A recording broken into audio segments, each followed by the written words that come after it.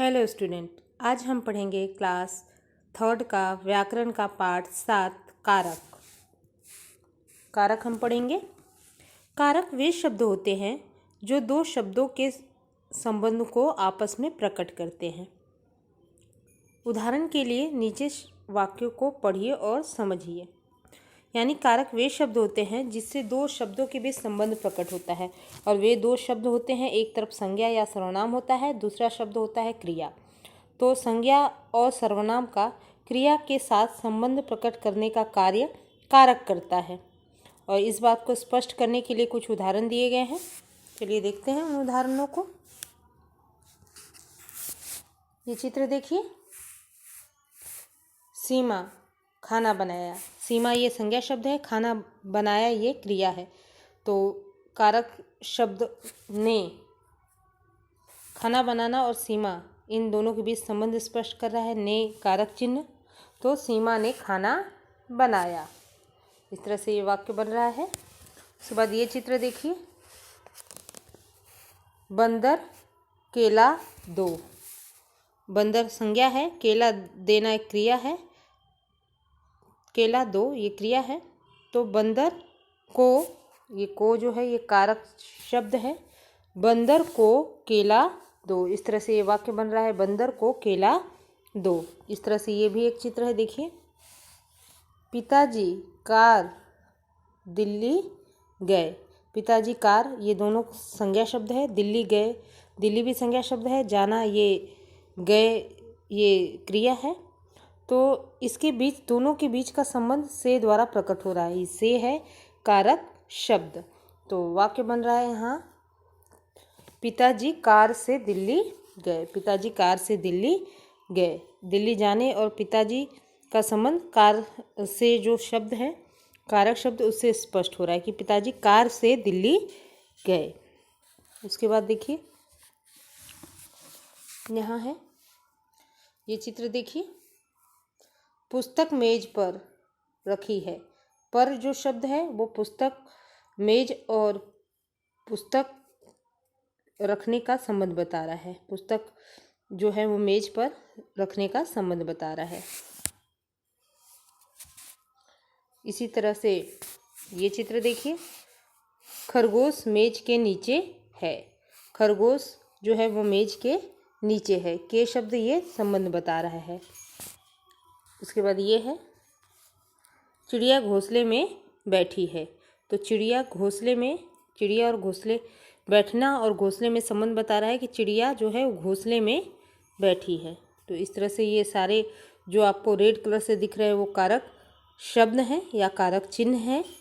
तो इस तरह से ये स्पष्ट होता है कि जो कारक चिन्ह है वो दो संज्ञा या सर्वनाम का संबंध क्रिया के साथ स्पष्ट रूप से बताते हैं। उनका कार्य ही होता है संज्ञा या सर्वनाम का क्रिया से संबंध बताना या इन दोनों के बीच संबंध स्थापित करना।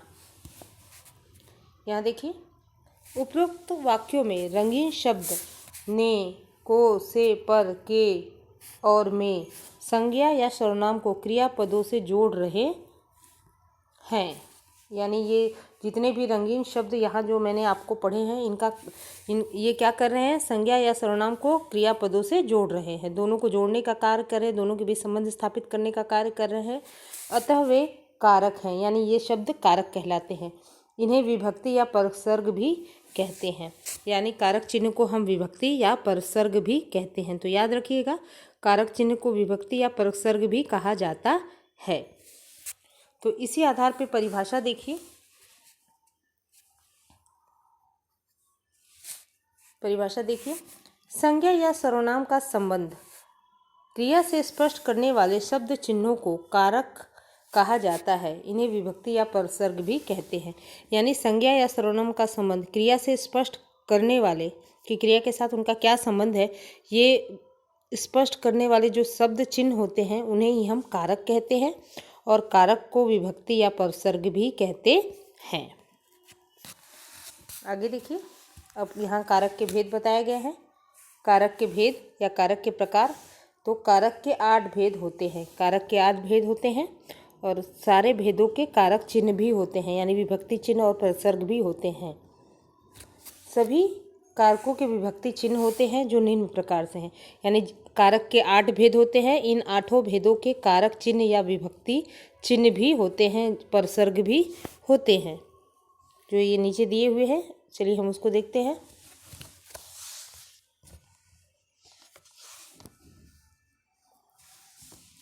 एक तरफ कारक दिया है, दूसरा तरफ विभक्ति चिन्ह या प्रसर्ग दिए हैं। सभी कारकों के जो विभक्ति चिन्ह होते हैं जिससे हम पहचानते हैं कि ये कौन सा कारक है, और इन चिन्हों के द्वारा ही हम पहचानते हैं कि इस वाक्य में कौन सा कारक है। पहला देखिए, कर्ता कारक, इसका चिन्ह है ने। दूसरा है कर्म कारक, इसका चिन्ह है को। तीसरा है करण कारक, इसका चिन्ह है के, इसका चिन्ह है से या के द्वारा।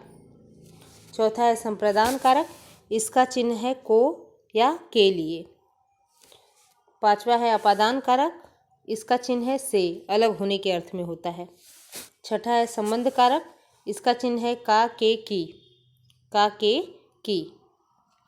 उसके बाद सातवां कारक है अधिकरण कारक, इसका चिन्ह है में पर। आठवां है संबोधन कारक, इसका चिन्ह है, कारक चिन्ह है कि हे हो अरे। ये सारा कारक चिन्ह और कारक दिए हुए हैं। आगे देखिए, इस तरह से ये अभ्यास कार्य है। इसके बाद तो याद रखिएगा कि कारक के 8 भेद होते हैं। कर्ता कारक, इसका विभक्ति चिन्ह होता है ने। कर्म कारक, इसका विभक्ति चिन्ह होता है को। करण कारक, इसका चिन्ह होता है से या के द्वारा। ये साधन के रूप में होता है, यानी कर्ता क्रिया संपन्न करने के लिए जिस साधन का प्रयोग किया जाता है ये उसको प्रकट करता है। जैसे राम ने बाण से रावण को मारा, या मोहन स्कूल के द्वारा बस के द्वारा स्कूल जाता है। तो ये जो क्रिया संपन्न करने के लिए जिस साधन का प्रयोग किया जाता है उस साधन के लिए से और के द्वारा लगाया जाता है। तीसरा है संप्रदान, जो चौथा कारक है संप्रदान। को या के लिए यहाँ अर्थ वाक्य में देने का भाव होता है, किसी को भी कुछ देने का भाव होता है। जैसे ब्राह्मण को भिक्षा दे दो, यानी ब्राह्मण को देने का भाव है, भिक्षा देने के लिए कहा गया है। देने के अर्थ में इसका प्रयोग होता है। माँ के लिए फल लाओ, माँ के लिए फल लाओ, देने के लिए ही कहा जा रहा है। इस तरह से वाक्य में देने का भाव उत्पन्न होता है, या देने के अर्थ में इस कारक का प्रयोग होता है। उसके बाद है पांचवा है अपादान कारक से, यानी वाक्य में अलग होने का भाव होता है। जैसे बंदर छत से कूद गया, या फिर हाथ से गिलास छूट गया, पेड़ से पत्ते गिरते हैं। तो यहाँ अलग होने का भाव वाक्य में निहित रहता है। संबंध बताता है, छठा वाला संबंध कारक काके की किसका है। अधिकरण, यानी ये आधार देता है, में या पर, क्रिया को करने का आधार देता है। जैसे चिड़िया पेड़ पर बैठी है, अधिकरण आधार देने का कार्य करता है। ये क्रिया का मेज पर पुस्तक रखी है, घोंसले में अंडे हैं। तो इस तरह से ये कारक है। उसके बाद संबोधन यानी बुलाना, उसका कारक चिन्ह है हे हो अरे। तो इस तरह से ये सारे कारक हैं। आगे जब आप बड़े क्लासों में जाएंगे तो ये आपको और विस्तार से हर कारक चिन्ह को पहचानने का और हर कारक चिन्ह का उदाहरण भी आपको अलग अलग मिलेगा। जितना भी ये आप कारक है, अभी तक आप ये जानिए कि कारक किसे कहते हैं और कारक के 8 भेद होते हैं। उनके नाम जानिए कि कौन कौन से भेद होते हैं, उनके चिन्ह क्या होते हैं। उसके बाद देखिए अभ्यास कार्य।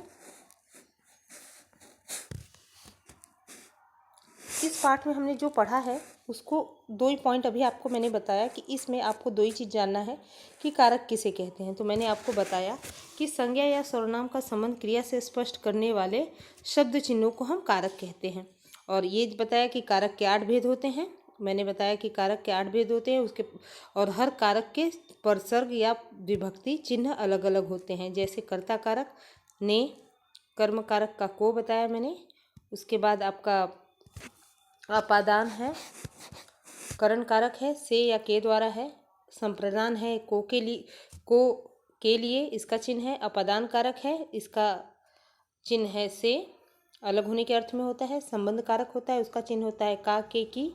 अधिकरण कारक है, उसका चिन्ह होता है में या पर, और संबोधन का चिन्ह होता है हे, हो, अरे। तो ये आप याद रखिएगा। उसके बाद अभ्यास कार्य चलिए देखते हैं। अभ्यास कार्य में पहला प्रश्न है, कारक किसे कहते हैं? तो कारक किन्हें कहते हैं, ये पहला प्रश्न है। तो उत्तर ये होगा कि संज्ञा या सर्वनाम का संबंध क्रिया से स्पष्ट करने वाले शब्द चिन्हों को कारक कहा जाता है। यानी संज्ञा या सर्वनाम का संबंध क्रिया से स्पष्ट करने के लिए जिन शब्द चिन्हों का प्रयोग किया जाता है उन चिन्हों को ही कारक कहा जाता है। उसके बाद देखिए प्रश्न संख्या 2, सही शब्द चुनकर वाक्य पूरे कीजिए। यहाँ सही शब्द चुन के हमें वाक्य पूरा करना है।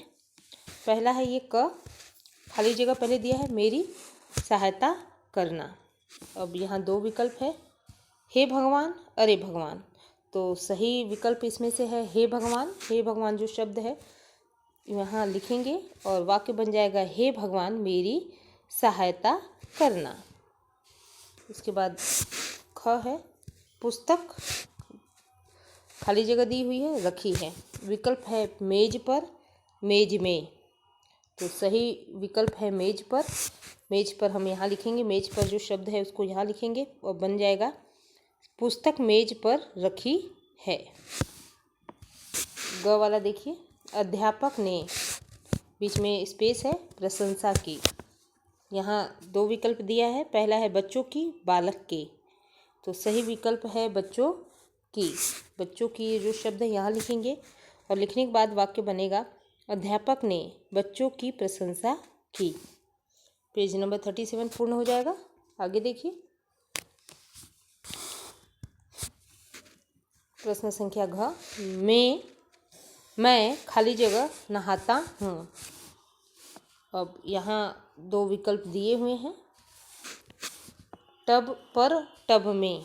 तो सही विकल्प है टब में। टब में जो शब्द है उसको यहाँ लिखेंगे तो वाक्य बनेगा मैं टब में नहाता हूँ। उसके बाद अंग प्रश्न है, नौकर मेहमानों, बीच में स्पेस दिया है, चाय बना रहा है। दो विकल्प है, पहला है इसके आगे के लिए से। तो सही है के लिए शब्द, उसको यहाँ लिखेंगे के लिए और वाक्य बन जाएगा नौकर मेहमानों के लिए चाय बना रहा है। प्रश्न संख्या च, बच्चे, स्पेस दिया है, खेल रहे हैं। दो विकल्प है, गेंद ने, गेंद से। तो सही विकल्प है गेंद से। गेंद से शब्द को यहाँ लिखेंगे तो वाक्य बन जाएगा बच्चे गेंद से खेल रहे हैं। उसके बाद प्रश्न संख्या 6, कपड़े अलमारी, बीच में खाली जगह रखे हैं। दो विकल्प दिया है, पहला है से, दूसरा है में। तो में जो है वो सही है, यहाँ में लिखेंगे में शब्द को और वाक्य बनेगा बच्चे कपड़े अलमारी में रखे हैं। तो इस तरह से ये प्रश्न पूरा हो जाएगा। आगे देखिए प्रश्न संख्या 3, चित्र देख के वाक्य में उचित कारक चिन्ह भरिए। चित्र देखना है और उसके अनुसार हमें सही कारक चिन्ह भरना है। देखिए पहला चित्र ये है, लड़का हाथी, खाली जगह बैठा है। तो वाक्य बनेगा लड़का हाथी पर ये कारक चिन्ह लिखेंगे, अधिकरण कारक है ये, लड़का हाथी पर बैठा है। उसके बाद देखिए ये चित्र,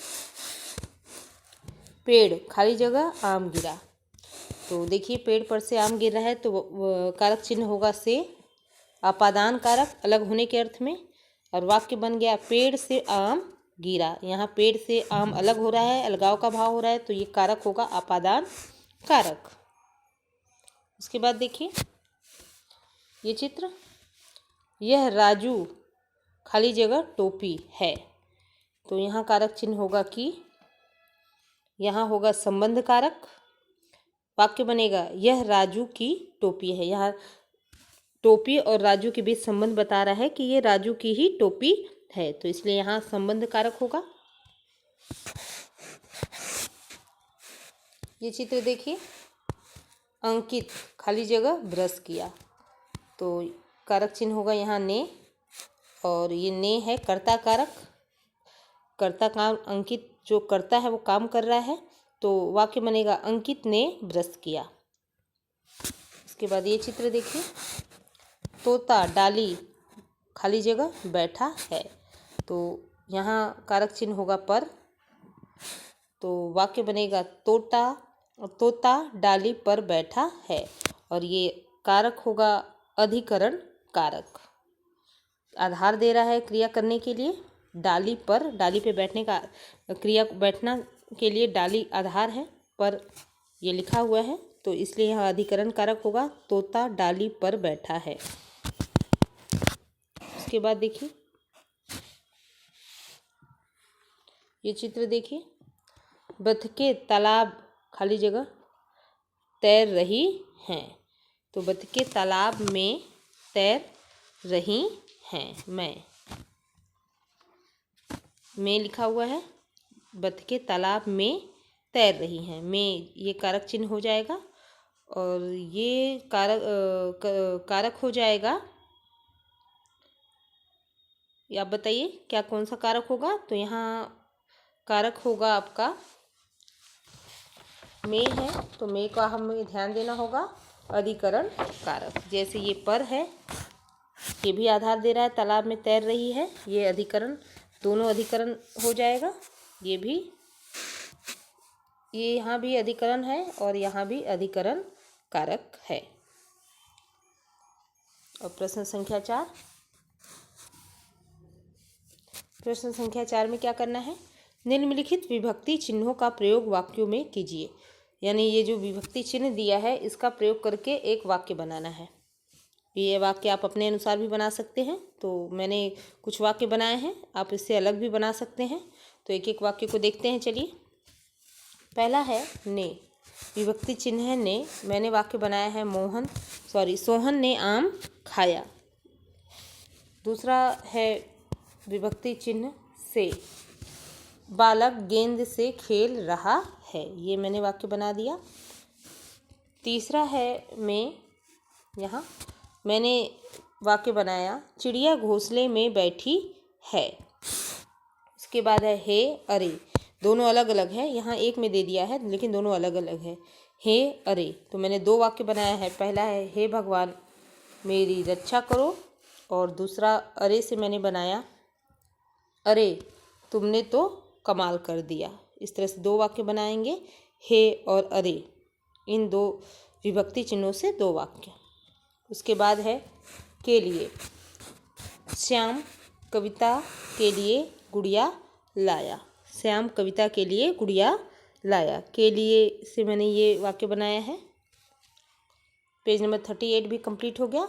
अब उसके बाद हमने पाठ भी पढ़ लिया है, सारा पुस्तक अभ्यास भी कर लिया है। अब हम नोटबुक कार्य देखते हैं, नोटबुक में हमें कैसे करना है ये देखते हैं।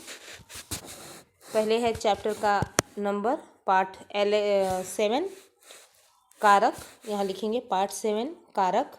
उसके बाद हम नीचे लिखेंगे यहाँ निम्नलिखित प्रश्नों के उत्तर लिखिए। प्रश्न 1, निम्नलिखित प्रश्नों के उत्तर लिखिए।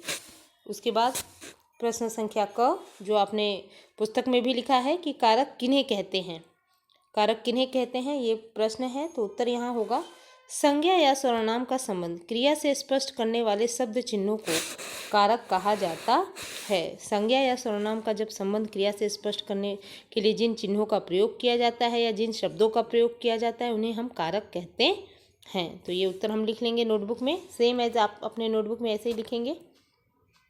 उसके बाद देखिए प्रश्न संख्या ख, कारक के कितने भेद होते हैं उनके नाम लिखिए। यानी कारक के भेद लिखना है कितने हैं और उनके नाम भी लिखना है। तो हमने उत्तर में लिखा है देखिए, कारक के 8 भेद हैं। कारक के 8 भेद हैं। पहले मैंने लिखा है कर्ता कारक, ब्रैकेट में उसका चिन्ह भी लिखा है ने। दूसरा है कर्म कारक, ब्रैकेट में मैंने उसका कारक चिन्ह लिखा है को। करण कारक, उसका कारक चिन्ह है से या के द्वारा। चौथा है संप्रदान कारक, उसका चिन्ह है को और के लिए। पांचवा है अपादान कारक, अपादान कारक उसका चिन्ह है से अलग होने के अर्थ में। छठा है संबंध कारक, उसका कारक चिन्ह है का के की। सातवां है अधिकरण कारक, और उसका कारक चिन्ह है में, पर। और 8वां है संबोधन कारक और उसका कारक चिन्ह है हे, हो, अरे। इस तरह से ये प्रश्न पूरा हो गया। उसके बाद देखिए प्रश्न संख्या 2, रेखा खींचकर जोड़े बनाओ। यहाँ रेखा मैचिंग करना है। चलिए देखते हैं मैचिंग कैसे करेंगे हम। ये एक तरफ हम कारक लिखेंगे, दूसरी तरफ कारक की विभक्तियाँ लिखेंगे, यानी कारक चिन्ह लिखेंगे या परसर्ग लिखेंगे। तो और उसके साथ मैचिंग करेंगे। हमें पता होना चाहिए कि किस कारक का कौन सा विभक्ति है या कौन सा परसर्ग है। जैसे यहाँ देखिए, कर्म, करण, कर्ता, संप्रदान, संबंध, अपादान, संबोधन, अधिकरण। और इधर लिखा है में, पर, से, का, के, की, से अलग होने के अर्थ में, हे, हो, अरे, ने, को, के लिए। अब इसे हमें पूरा करना है। तो पहला मैंने इस मैचिंग किया कर्म को विभक्ति के साथ, ये सही है। करण का से के साथ, इसके साथ। कर्ता का ने के साथ, यहाँ ने है। संप्रदान का के लिए के साथ, यहाँ है। संबंध का का के की साथ। अपादान का से अलग होने के अर्थ में, यहाँ लिखा हुआ है। संबोधन का हे, हो, अरे। और अधिकरण का में और पर। इस तरह से, तो इस तरह से मैचिंग कंप्लीट कर लेंगे। तो इस तरह से हमने समस्त पुस्तक अभ्यास भी पूर्ण कर लिया है, पाठ भी समझ लिया है और नोटबुक कार्य को भी देख लिया है। तो आज के लिए बस इतना ही। मिलते हैं नेक्स्ट क्लास में। Thank you student.